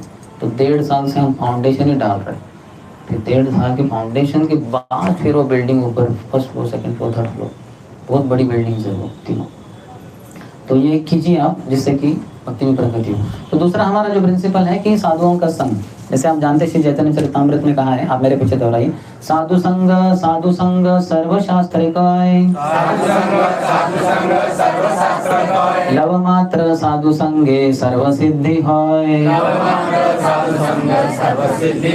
तो साधु संग सर्वशास्त्र, जैसे हरेर नाम ही केवलम, लेकिन यहाँ भी वैसे ही बोला जा रहा है, साधु संग सर्व शास्त्र का, सभी शास्त्र यही कहते हैं, लव मात्र साधु संगे सर्व सिद्धि है। थोड़ा सा भी अगर शुद्ध भक्त का संग प्राप्त हो तो आपका जीवन का उद्धार हो जाए। आप जानते हैं प्रभुपाद जब जा रहे थे मालवाहू जहाज जलदूत के ऊपर, कलकत्ता डॉकयार्ड से जा रहे थे उधर बॉस्टन की तरफ पहुंच रहे वाले थे, बॉस्टन हार्बर के उधर। तो उतने में क्या हुआ, वहां से सिंधिया स्टीमशिप कंपनी की, वो सुमति मोरारजी की मालकिन थी, ये भी उनकी थी, उनकी दूसरी बोट थी, वो वहां से निकली बॉस्टन से, कुछ तो जहाँ कहीं जा रही है इंडिया वगैरह, तो वो यहाँ से आ रहे थे और यहाँ से। तो दोनों कैप्टन, एक यहाँ के कैप्टन जो जलदूत के, उनका नाम क्या था, कैप्टन पंड्या। तो पंड्या यहाँ के कैप्टन, तो वहाँ के जो भी थे, तो एक मित्र है, वो एक ही कंपनी के एम्प्लॉय है। तो उन्होंने इनको हाथ फैलाया, वहाँ के कैप्टन ने, यहाँ जो जलदूत का जो कैप्टन है अपना कैप्टन पंड्या, तो वो उसको हाथ हिलाया। प्रभुपाद तो कैप्टन पंड्या के साथ में थे, तो उसने जैसे हाथ हिलाया तो प्रभुपाद ने तुरंत हाथ ऊपर करके उसको हाथ हिलाया। वो कभी एक दूसरे को देखे नहीं, प्रभुपाद उस व्यक्ति को जानते नहीं, तो उसने हाथ हिलाया। वो हाथ प्रभुपाद के लिए नहीं हिलाया था उसने, उसके मित्र जो कैप्टन पंड्या है उसको हिलाया। तो प्रभुपाद ने यहाँ उसको हाथ हिलाया जो भी हरे कृष्ण। तो बाद में वो भक्त इनिशिएटेड डिवोटी बने। अरे वो तो भक्त कुछ नहीं थे, वो कुछ भी पता नहीं था। अभी प्रभुपाद गए ही थे, बॉस्टन जा ही रहे थे और फिर आगे प्रचार प्रसार होने वाला है। अब भारत में तो कुछ ज्यादा हुआ नहीं था, तो लेकिन देखिए एक शुद्ध भक्त का दूर से सिर्फ एक हैंड वेविंग बस उतने से उनका उद्धार हो गया। तो लव मात्र, लव यानी 1 सेकंड का 14वां भाग, बहुत ही अल्प भाग, तो उसको लव, समय की एकदम अति सूक्ष्म गणना भी है। जैसे निमेष है, हम पलक झपकते हैं, उसको निमेष काल कहते हैं। दंड भी होता है, करीबन 24 मिनट 25 मिनट का होता है, आधे घंटे से थोड़ा कम। ऐसे प्रहर होता है, 3 घंटे का एक प्रहर होता है। तो छोटे से छोटे और ऊपर से ऊपर काल गणना होती है। तो साधुओं का संग अगर थोड़े काल के लिए भी प्राप्त हो जाए तो उद्धार हो जाता है। जैसे एक बार प्रभुपाद आरती कर रहे थे, तो शंख में वो जो है ना अर्घ्यम यानी सुवासित जल, वो अर्पण करने के बाद वो एक पात्र होता है उसमें डालना होता है, तो वो पात्र था ही नहीं उधर, वक्त भूल गए थे। तो प्रभुपाद ने क्या किया, जो बचा था वो जल, उसमें पात्र तो है नहीं नीचे, तो प्रभुपाद ने ऐसे करके फेंक दिया। वहाँ तुलसी का गमला था, बराबर वो पानी तुलसी के ऐसे आजू बाजू जाके बराबर उसमें ही गिर गया, इतना दूर से। तो ये देखकर एक व्यक्ति भक्त बन गया। अरे वो तो गुड थ्रो मैटर्स अच्छा थ्रो करना सीखिए। अर्थात प्रभुपाद तो शुद्ध भक्त है। एक बार प्रभुपाद ने संतरा खाया, तो संतरे के बीच में बीज होता है, तो खाते नहीं हम, कड़वा भी होता है, तो उसको थूकना था। और थोड़ा वो जो क्या कहते हैं कूड़ा नाम क्या, डस्टबिन, वो थोड़ा दूर था, खुला था लेकिन दूर था। तो प्रभुपाद ने यहाँ से थूका, वो बराबर ऐसे जाके वो डस्टबिन में गिरा। ये देखे एक कोई अन्य व्यक्ति भक्त बन गए। अरे वो देखिए प्रभुपाद थ्रो करने में एकदम एक्सपर्ट थे, माया को ही थ्रो कर दे रहे थे इस रूप से। तो ऐसे शुद्ध भक्त का थोड़ा लव मात्र संग प्राप्त हो जाए तो सर्व सिद्धि हुए। एक बार प्रभुपाद मॉर्निंग वॉक में जा रहे थे, तो रास्ता तो ऐसा था एक तरीके से, सब भक्तों जा रहे थे प्रभुपाद के पीछे। अचानक प्रभुपाद थोड़ा उतर के थोड़ा नीचे चले गए, और वहाँ पेड़ थे, वो पेड़ों को प्रभुपाद ने स्पर्श किया, सिर्फ स्पर्श किया, कुछ होंगे 7-8 पेड़ स्पर्श किए, और फिर से रोड पे आए, अब चल दिए। उस रात में बहुत भारी तूफान आया, वो 7-8 पेड़ सब उखड़ के नीचे गिर गए, उन सबका उद्धार हो गया। वो प्रभुपाद को पता है। एक बार एक बिल्ली आई और वो प्रभुपाद के चरणों के पास आई और प्रभुपाद ने अपने चरण उसके ऊपर ऐसे सहलाए और वो भी प्रभुपाद के चरण चाटी हो गया। और दूसरे दिन वो बिल्ली दिखी नहीं। प्रभुपाद के वहाँ वो एक योगी था, उसको थोड़ा कम पड़ रहा था, मैंने वो कंप्लीट कर दिया। इतनी महान प्रभुपाद की, तो थोड़ा संग किसी को प्राप्त हो जाए, ऐसे अनगिनत किस्से हैं। प्रभुपाद का संग किसी को मिला तो व्यक्ति का पूरा जीवन धन्य हो गया। और ऐसे प्रभुपाद एक बार एक प्रवचन में प्रभुपाद को बुलाया था एक आश्रम जैसे, तो प्रभुपाद गए, वहाँ जवान लड़के लड़कियाँ थे, एक के भी शरीर के ऊपर इतना भी कपड़ा नहीं था, पूरे नंगे थे वो, पूरे, समझ रहे आप, एक थ्रेड भी नहीं था, धागा भी नहीं था, पूरे नंगे जवान लड़के लड़के।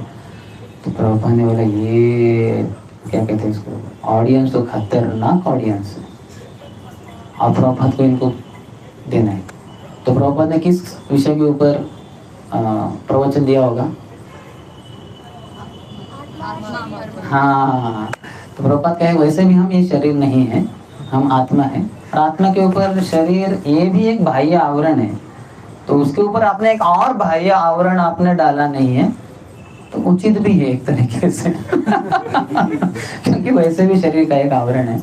और फिर प्रभुपाद ने अच्छे से समझा, तो उसमें से एक जन नया था, ये अभी क्या बताया आपको, क्या बोल सकते हैं इसको, ये नंगों का मेंबरशिप वाला एक सोसाइटी था। तो नया एक मेंबर बना था जो पहली बार ही कपड़े निकाल कर वो आने को शर्मा रहा था। पहला बार है ना, बाकी जो कब से है नंगे वो तो रोज बैठे आराम से, जो भी है प्रवचन है खुद का जो भी योगा चल रहा है वगैरह, वो पहली बार थे तो वो झाड़ियों में थोड़ा छुप कर बैठे थे, क्योंकि पहले बार ही पूरा निर्वस्त्र कपड़े निकाल कर, तो झाड़ी से थोड़ा छुप कर उन्होंने ये पहला प्रवचन स्वामी प्रभुपाद का सुना, तो इतना प्रभावित हुए, तो बाद में वो प्रभुपाद के शिष्य बने, एक बड़े सन्यासी गुरु बने इस्कॉन में। हरी वो नाम बताना नहीं चाहता, आप में से कितने जनों को नाम पता है, ऊपर मत बताइए, आप हाथ ऊपर कीजिए अगर आपको पता है, तो ठीक है, एक तरीके से अच्छा है। और मैं बताना नहीं चाहता, वो बड़े पावरफुल इस्कॉन में डिवोटी सन्यासी और बाद में गुरु भी बने। तो प्रभुपाद ऐसे क्षण मात्र का अगर संग प्राप्त हो, तो नारद मुनि ने भी ऐसे ही शास्त्रों में बहुत सारी वार्ता सुनी थी कि कैसे थोड़ा भी साधुओं का संग मिलता है तो व्यक्ति का उद्धार हो जाता है। तो ये प्रश्न उनको था नारद मुनि को कि क्या है, क्या बड़ी महानता है ये साधुओं का संग। तो एक बार वो वैकुंठ में भगवान नारायण के पास जाते हैं, नमस्कार करते हैं और कहते हैं कि भगवान आपसे एक प्रश्न है कि बताइए तो कि साधु संग का क्या वाला लाभ होता है, उससे क्या उपलब्धि होती है। तो नारायण भगवान ने उत्तर तो नहीं दिया, बोले जाओ पृथ्वी लोक पे वो जो तालाब है वहाँ वो जो मछली है ना छोटी सी, अभी अभी जन्म हुआ है, तो मछली को पूछो, तो मछली को ठीक है चलो भगवान का आदेश है, तो आगे पृथ्वी लोक पर और वहाँ तालाब में थी मछली, और बोले हे मछली बताओ तो साधु संघ की क्या महिमा है। तो जैसे उन्होंने प्रश्न पूछा तो वो जो मछली की आंखें ऐसे बड़ी हो गई और उधर ही मर के अंत हो गया। नारद मुनि को धक्का लगा, क्या है, तुरंत मृत्यु हो गया। ठीक है, फिर से वापस गए वैकुंठ में, भगवान नारायण से बोले भगवान वो तो मृत्यु को प्राप्त हो गई, आप ही उत्तर दीजिए क्या है साधु संघ की महिमा क्या है। बोले जाओ उस पृथ्वी लोक पर वो जो हिरनी है जंगल में उसको प्रश्न पूछो। तो गए, फिर आए मिस यहाँ आए और जंगल में हिरनी से बोले ये हिरनी साधु संघ का क्या लाभ होता है। तुरंत उसने आंखें बड़ी की और नीचे गिर गई, मृत्यु हो गई। तो उनको लगा ये प्रश्न क्या आउट ऑफ सिलेबस है क्या सबका, हार्ट अटैक ही आ जाता है। तो फिर से वापस आए, बोले भगवान वो ये क्या है, ये तो वो तो हिरनी की भी मृत्यु हो गई, मुझसे अभी 2 अपराध हो रहे या 2 पाप हो गए एक तरीके से, आप ही उत्तर दीजिए कि क्या साधु संघ लाभ है। बोले ठीक है कुछ समस्या नहीं, पृथ्वी लोक पे जाओ और जो गाय का क्या कहते हैं उसको गौशाला है उसमें वो नवजात बछड़े का जन्म हुआ है उसको प्रश्न पूछो। अभी नारद मुनि माय गॉड अभी नहीं, अगर मृत्यु हो गई तो गो हत्या का पाप लग जाएगा। बोले जाओ जाओ जाओ। तो आए फिर से, बोले देखो बछड़े चिंता मत करो, अगर आता है प्रश्न का उत्तर तो दे दो, अदरवाइज टेक इट इजी, कुछ समस्या नहीं, आउट ऑफ सिलेबस है तो चिंता मत। तो मेरा एक ही प्रश्न है छोटा सा, ध्यानपूर्वक सुनना कि साधु संघ की क्या महिमा है। तो जैसे पूछा वो बछड़े ने बड़ी आंखें की, नीचे गिर गया, मृत्यु हो गई। अभी तो नारद मुनि बोले माय गॉड गो हत्या का पाप लग गया मुझे, भगवान ऐसा क्या कर रहे हैं। उससे इतने सारे पाप हैं। फिर से आगे मायूस होकर भगवान आप मेरी परीक्षा ले रहे क्या? आपको लगा कि मैं आपकी परीक्षा लूंगा, आप मेरी परीक्षा ले रहे शायद। बोले नहीं ऐसे नहीं, जाओ वो जो पृथ्वी के ऊपर एक बच्चे का जन्म हुआ है ना उसको पूछो। अरे अभी तो मानव हत्या हो जाएगी। जाओ गए वो, फिर से बहुत समझाए वो बालक को, देखो चिंता मत करो, आता है तो उत्तर दो, नहीं तो भूल जाओ। कुछ समझता है। बोले एक ही प्रश्न है कि साधु संघ की क्या महिमा है? तो बोले यही तो महिमा है। बोले क्या महिमा है? यही तो महिमा है। कौन सी यही? बोले याद है जब मैं वो तालाब में मछली के रूप में था, आप आए और आपका थोड़ा सा संग दिया तो फिर मेरा उत्थान हो गया और मैं जंगल में हिरनी बन गया। वहां भी आपने कृपावश आए और वहां भी संग दिया थोड़ा अल्प समय के लिए, तो उससे मैं बछड़े के जन्म लिए और वहां भी आके आपने साधु संग दिया, तो अभी मानव जन्म, इसमें मैं परिपूर्णता को प्राप्त कर भगवत धाम चला जाऊंगा। यही तो महिमा है। तो थोड़ा नारद मुनि को लज्जा हुई क्योंकि उनका गुणगान था ना, लेकिन उनको समझा कि साधु संग बहुत ही शक्तिशाली, तो इसलिए सर्वशास्त्र को लव मात्र साधु संगे सर्व सिद्धि है। तो साधुओं का संग यानी 3 चीजें करनी होती है, प्रणिपात, परिप्रश्न और सेवा।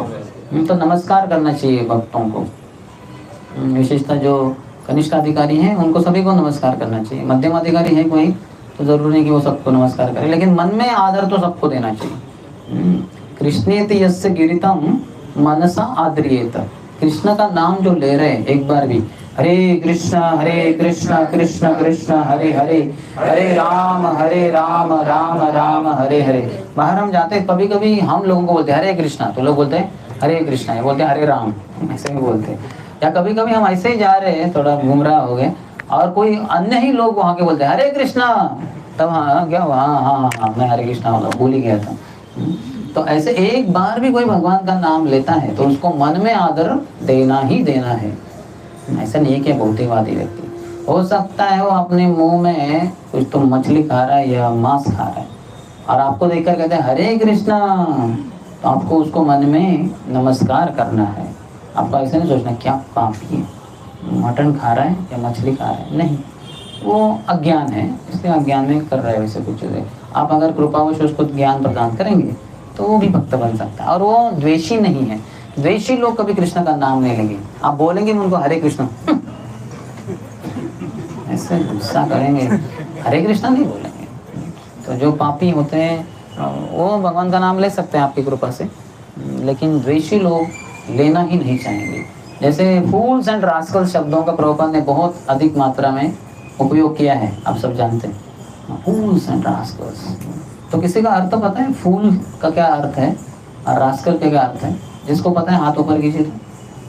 एक प्रवचन में प्रभुपाद खुद, क्योंकि जो इस्तेमाल करता है वही बता सकता है कि मतलब क्या है उसका, प्रभुपाद खुद ही उसका अर्थ बताते हैं, फूल्स एंड रास्कल्स। किसको पता है? आप सब विद्वान है इसलिए आपको, मैं ही एक फूल हूँ और रास्कल भी हूँ, तो मैं ही बता देता हूँ। तो फूल यानी जो जानता नहीं, रास्कल यानी जो जानना नहीं चाहता। एक तो जानता नहीं और दूसरा जानना नहीं चाहता। जैसे आप उसको कुछ बताना चाहता हूँ, क्या अरे कान से हाथ निकालो, नहीं निकालेगा, वो सुनना नहीं चाहता। क्या क्या क्या बोल रहे हैं आप? जोर से बोलिए, जोर से बोल के भी क्या फायदा, तुम तो कान बंद कर दिए हो। तो इस तरह से रास्कल्स। तो जो ऐसे लोग होते हैं कुछ द्वेषी लोग जो भगवान के बारे में जानना नहीं चाहते, तो ऐसे लोगों से दूर रहना है और भक्तों का संग करना है। तो प्रणिपात, भक्तों के प्रति आदर देना चाहिए।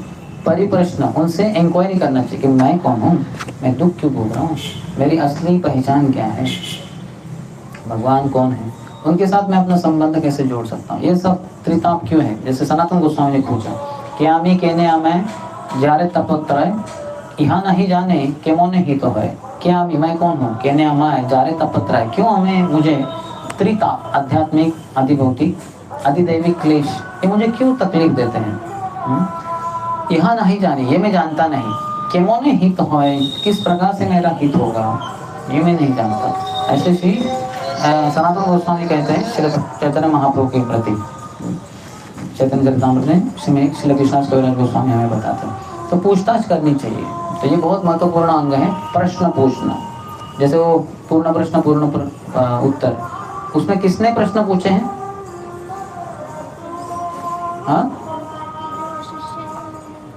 हाँ, तो कौन शिष्य है वो? एक नया व्यक्ति भी है उसमें।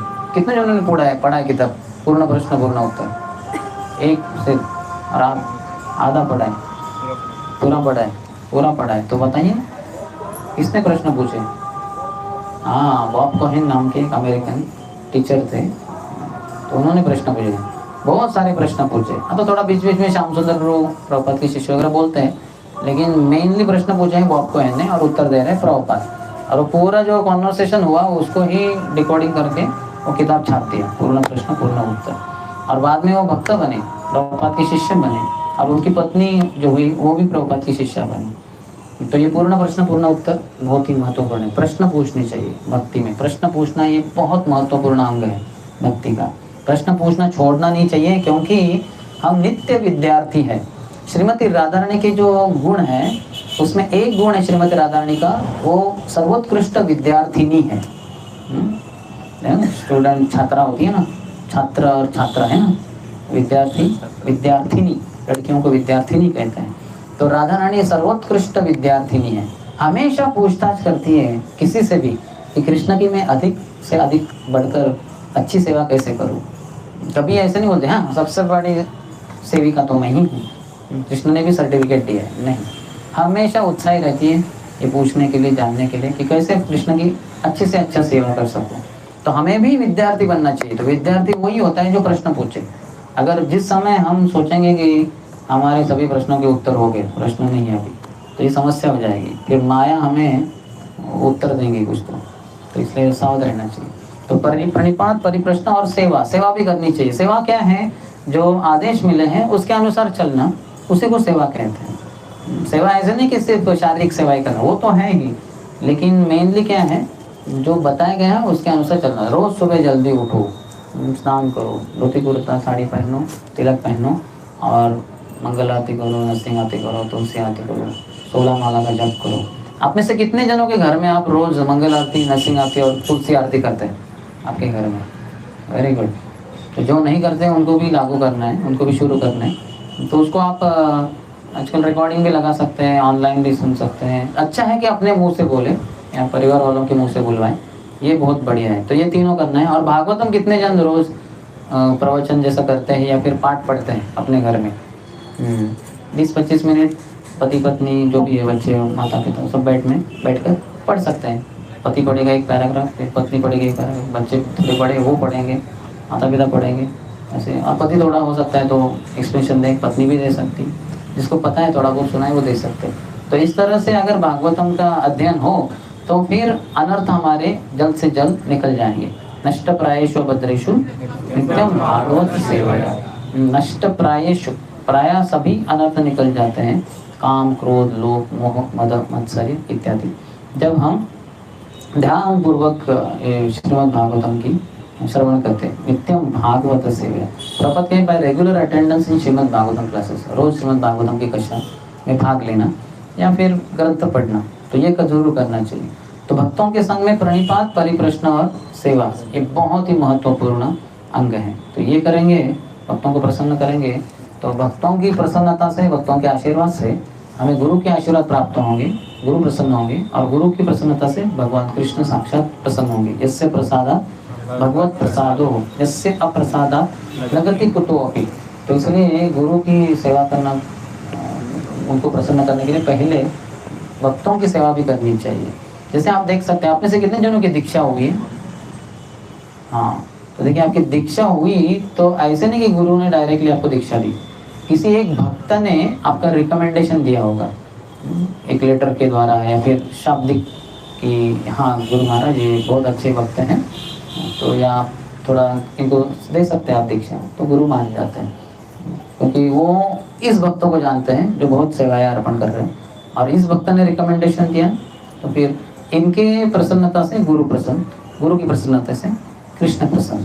तो इस तरह से हमारा होना चाहिए कि भक्तों की हम अधिक सेवा करें। तो साधु संग ये बहुत ही महत्वपूर्ण है, क्योंकि संग के द्वारा हमारी इच्छाएं आ जाती है। संगा संजायते कामः, कैसा संग करते हैं वैसा रंग हो जाता है। तो संग में ही इच्छाएं आती है। संग हम चुनते हैं, और फिर इच्छा अपने आप चुनी जाती है। तो इसलिए संग ध्यान पूर्वक चुनना है। और दुस्संग से मुक्त होने के लिए भी सत्संग की जरूरत है। सत्संगात मुक्त दुस्संगो, श्रीमद् भागवतम की पहले स्कंद में बताएं। अगर सत्संग करते हैं तो मुक्त हो जाते हैं दुस्संग से। तो इसलिए सत्संग करना चाहिए। शास्त्रों में श्री रूप गोस्वामी ने जो पूरे शास्त्रों का निचोड़ तो 11 श्लोकों में बताया है श्री उपदेशामृत ग्रंथ के अंतर्गत। और अभी देखिए पूरे शास्त्र में कितने श्लोक हैं? 1 लाख श्लोक हैं। कितने? 1 लाख नहीं, 1 लाख, एक के ऊपर 10 शून्य। तो इतने श्लोक कौन पढ़ता बैठेगा? कहाँ है ये, किसको पता? तो छोड़िए वो। तो इसका पूरा निचोड़ चाहिए आपको। तो 11 ही श्लोकों में है श्री उपदेशामृत। कितने जनों ने पढ़ा है? कितने जनों ने भक्ति शास्त्री कोर्स किया इधर? भक्ति शास्त्री सिर्फ 2 ही भक्तों ने किया, 1 2। और कितने जनों ने ग्रंथ पढ़ा है श्री उपदेशामृत? करीब 5-6 भक्त हैं। तो इसमें पूरे शास्त्रों का निचोड़ 11 ही श्लोकों में है। तो अभी इतना कम कंडेंस है तो इसमें रिपीटेशन नहीं होना चाहिए। लेकिन एक ही चीज का रिपीटेशन हुआ है कि दुस्संग छोड़ना चाहिए। चैत्र महाप्रभु भी कहते थे एक वैष्णव का लक्षण क्या है? असत्संग त्याग, यही वैष्णव आचार। असत्संग का त्याग करना चाहिए। तो इसलिए सत्संग होना चाहिए। जो सत्संग हो रहा है ये तो ठीक है संडे को, लेकिन इसके अलावा भी होना चाहिए। तो इसलिए भागवत की कक्षा रोज, श्रीमद् भागवत की कक्षा हर इस्कॉन मंदिर में सुबह होती है। तो उसको आपको प्रत्यक्ष रूप से हाजिर रहना है, या फिर कम से कम ऑनलाइन अटेंड कर सकते हैं, या फिर नहीं तो अपने घर में कुछ तो भागवतम इत्यादि पढ़ना है। ये बहुत ही महत्वपूर्ण है, अन्यथा माया हमको अपने चपेट में ले लेगी। तो सत्संगान मुक्त दुस्संगो, सत्संग है तो दुस्संग से हम दूर हैं। और संग से ही हमारी इच्छाएं प्राप्त होती है, और संग जैसा हमारा रंग हो जाता है। जैसे हमारा ये रंग कैसे हुआ, ऐसे भक्तों का संग बहुत हुआ जो ऐसे कपड़े पहनते थे, ऐसा हेयर स्टाइल रखते थे। ये अल्टीमेट हेयर स्टाइल है, ये original and ultimate hair style है। जब जन्म हुआ था, पुरुष हो या स्त्री, लड़का हो या लड़की, कौन सा हेयर स्टाइल था? जो आपका वाला है कि हमारा वाला है? हमारा वाला है ना। और मृत्यु के बाद पुरुष हो या स्त्री हो, कौन सा हेयर स्टाइल बन जाता है? हमारा वाला। अग्नि जब देते हैं तो पहले क्या जलता है? बाल।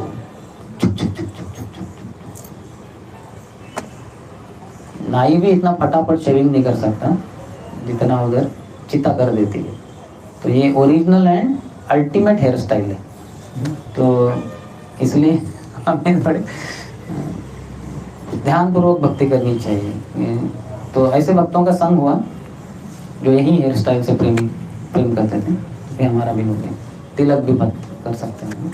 तिलक भी बहुत महत्वपूर्ण है। कितने जन रोज दिन में 24 घंटा तिलक अपने माथे पे रखते हैं? पहन के रखते हैं। वेरी गुड, अच्छी बात है। बड़ा क्या कहते हैं, उत्साह देने वाला बात है। इतने भक्त रोज 24 घंटा तिलक रखते। कितने जन दिन में 3 बार तिलक लगाते हैं? जितनी बार स्नान किया उतनी बार तिलक लगाना होता है। और उसके अलावा अगर 2 ही बार स्नान किया तो तीसरी बार थोड़ा शाम को वगैरह और 1 बार मुंह धो के कम से कम तिलक लगा सकते हैं। 3 बार फ्रेश तिलक लगाना चाहिए।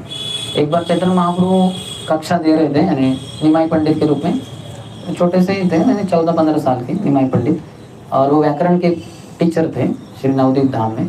तो दे रहे थे, बहुत सारे विद्यार्थी घंटे, रोज कम से कम 10 से 20 विद्यार्थी उनको ज्वाइन होते थे कि गुरुजी क्या आप हमें आपके छात्र के रूप में स्वीकार करेंगे? बोले हाँ, बैठ जाओ।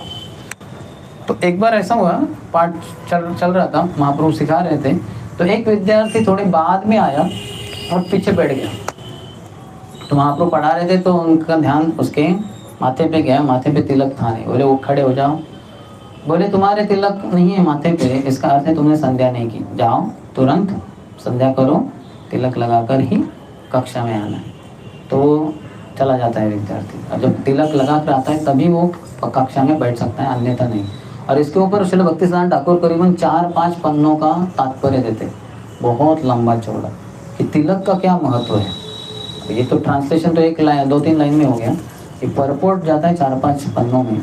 और उसमें कहते हैं कि तिलक बहुत महत्वपूर्ण है। यहाँ ब्रह्मा, विष्णु का निवास होता है, कि ब्रह्मा और शिव भगवान के चरण कमल को दिखाता है। तो भगवान के चरण कमल हमेशा हमारे माथे पर हो, और उनके माथे, उनके चरणों में ये तुलसी अर्पण की होती है। और मेरा पूरा जीवन ही भगवान को अर्पित है, इस तरह की भावना है। तो जो भी कोई दूसरा व्यक्ति आपको तिलक के साथ देखता है, अरे तिलकधारी ये जरूर इस्कॉन वाले हैं या कृष्ण, हरे कृष्णा वाले हैं, तो बोलेगा भी हरे कृष्णा। आप में से कितने जन तिलक लगाकर इधर उधर जा रहे थे और किसी ने आपको हरे कृष्णा बोला? देखिए, क्योंकि उसको समझ में आता है ना ये हरे कृष्णा वाले। आपकी कंठी माला हो सकती है, लेकिन वो हो सकता है कपड़े कारण किसी कारण से ढकी हुई हो, लेकिन तिलक तो स्पष्ट रूप से दिखाई देता है। इसलिए दूसरों की सेवा आसानी से हो जाती है, दूर से भी हो जाती है, अगर हम तिलक हमेशा अपने माथे पर धारण करें। तो चैतन्य महाप्रभु का उदाहरण है। तो आचार्य कहते हैं अगर तिलक हमारे माथे पे नहीं, जैसे एक विधवा होती है अपने माथे पे सिंदूर नहीं लगाती, बिंदी नहीं लगाती, उसी समान है, और वो फिर स्मशान भूमि जैसा लगता है वो माथा। तो वैसा ना हो, इसलिए हमेशा सुशोभित रखना है तिलक के द्वारा। और ये तिलक ये सबसे बढ़िया फ्री में मिला हुआ टैटू है। इस संसार में लोग टैटू करते जाते हैं, उधर दुकान में जाते पता नहीं कितने सैकड़ों रुपए देते होंगे और लगाते हैं, और फिर बाद में थोड़ा फैशन बदल गई 3, 4, 5, 6 साल के बाद, तो फिर अभी को और कुछ लेज़र के द्वारा वगैरह उसको निकाल के, सबकी दुकान में जाने की जरूरत नहीं, अपने ही घर में कर सकते हैं। और ये ऑथोराइज टैटू है संसार का, आदि अनादिकाल से चलता आ रहा है और शाश्वत काल के लिए चलता ही रहेगा। तो हमें जो प्रक्रिया दी है आचार्यों ने, शिल प्रभुपाद ने, इससे बढ़कर और कोई प्रक्रिया नहीं। तो इसलिए साधुओं के संग में हमें ये सब सीखना चाहिए। ठीक है, किसी का कोई प्रश्न साधु संघ के संबंधित?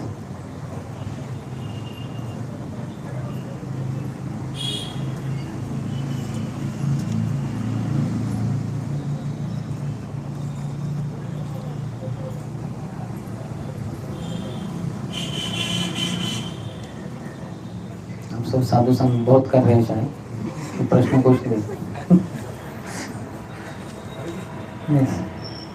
साधु संघ में अगर प्रभु जी कोई अपराध हो जाता है तो उसका निवृत्ति कैसे हो सकता है? अगर कोई बाई चांस। हाँ, 2 प्रकार के अपराध हो सकते हैं। एक तो गलती से, जैसे अभी मैंने देखिए अभी पानी नहीं, तो मैंने एक गिलास पानी मिल सकता है क्या?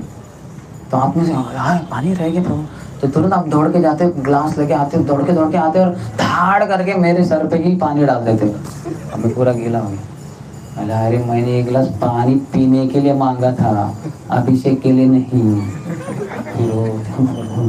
पानी तो मेरे ऊपर गिरा, लेकिन वो कांप रहा है, प्रभु माफ कर दीजिए, वो मेरा ये इरादा नहीं था, लेकिन गलती से मैं गिर गया वायर के अंदर, लटक गया वगैरह।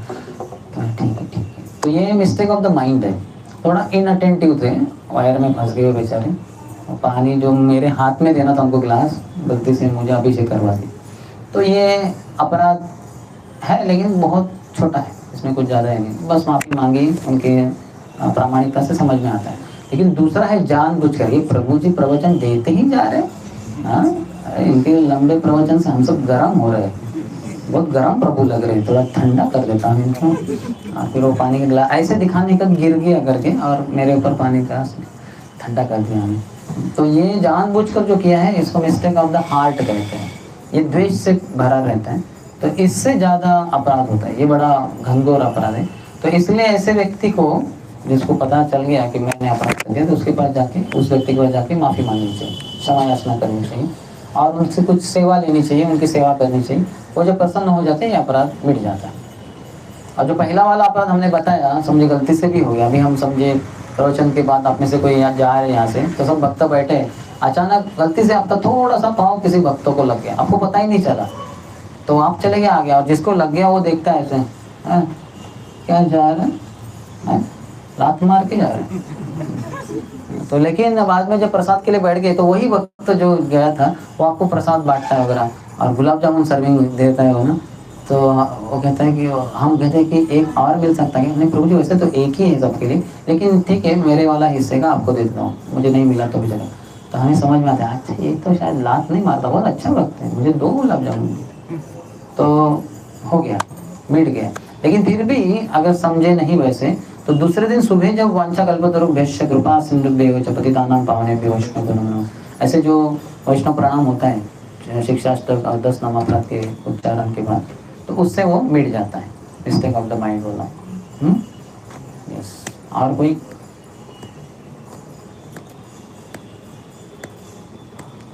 ठीक है, हाँ यस। अगर हमसे कोई वैष्णव अपराध हो और हमको पता होना चाहिए कि हमसे कोई अपराध, तो वो दूसरे दिन सुबह जब वैष्णव प्रणाम करते हैं उससे मिट जाता है। दूसरा, भक्तों की सेवा करते रहने से वो मिट जाता है, क्योंकि सेवा करते करते आप उस भक्त की भी सेवा करोगे जिसके प्रति आपने अनजाने में अपराध कर दिया, तो उसको समझ में आएगा ये तो अच्छे भक्त हैं, सेवा करते जा रहे हैं। तो उस दिन जो हुआ था वो गलती से हुआ होगा, उनको ध्यान नहीं रहा होगा, तो जानबूझकर नहीं किया है, तो आपको वो माफ क्षमा कर देगा। यस, ठीक है। अभी एक ही प्रश्न है शायद, प्रसाद कितने बजे है? तो ठीक है, यहीं पे विराम देते हैं। बहुत बहुत धन्यवाद। श्रील प्रभुपाद की जय, समवेत गौर भक्तवृंद की जय, निताई गौर प्रेमानंदी।